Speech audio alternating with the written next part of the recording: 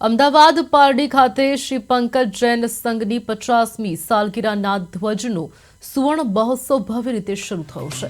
આ મહોત્સવ 17 જાન્યુઆરીથી 25 જાન્યુઆરી સુધી ઉજવાશે। આ સુવર્ણ મહોત્સવનો પ્રારંભ પરમ પૂજ્ય આચાર્ય શ્રી નરરત્ન સુજેશ્વરજી મહારાજ સાહેબની દિશામાં થયો હતો। પ્રથમ દિવસે 1008 જેટલા જૈન શ્રાવક અને શ્રાવિકાએ સામૂહિક આયંબિલ તપ કર્યું। ખાસ કરીને 19 જાન્યુઆરીએ કૌન બનેગા સંગઠનની નામની જ્ઞાન કસોટીનું આયોજન કરવામાં આવ્યું છે। 9 દિવસ ચાલનારા આ મહોત્સવ દરમિયાન સ્નાત્ર મહોત્સવ, અકુંભ કહી શકાય કે સ્થાપના, જવારારોપણ, અહર્ત મહાપૂજન, દીપક સ્થાપના, નવગ્રહ પાટલા પૂજન અને અષ્ટમંગલ પાટલા પૂજન જેવા ધાર્મિક કાર્યક્રમો યોજાશે।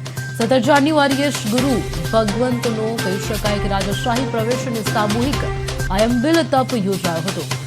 18 જાન્યુઆરીએ સંગીતકાર શ્રીપાળ રાજાના 24 તીવરા સાથે ભવ્ય સ્નાત્ર મહોત્સવ યોજાયો હતો। રાત્રે 8 વાગે હર કાર્ય સંભવ હૈ વિષય પર પ્રખ્યાત મોટિવેશનલ સ્પીકર રાહુલ કપૂર જૈન યુવાનોને પ્રોત્સાહિત કરશે। આ રીતે 25 જાન્યુઆરી સુધી ચાલનારા આ સુવર્ણ મહોત્સવમાં અનેક ધાર્મિક અને સાંસ્કૃતિક કાર્યક્રમનું આયોજન કરવામાં આવ્યું છે।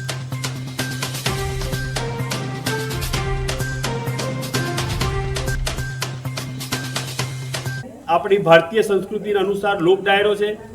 ત્યારબાદ કાલે રવિવારે સવારે 24 તીર્થંકર પરમાત્માનું એક સાથે સ્નાત્ર મહોત્સવ કરવામાં આવશે।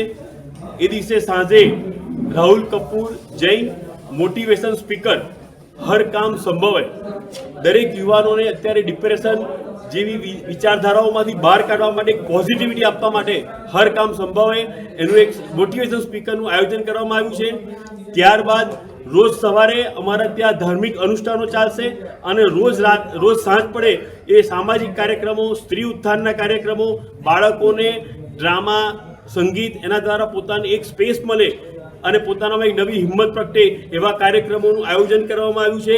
આપણી ભારતીય સંસ્કૃતિ અનુસાર લોક ડાયરો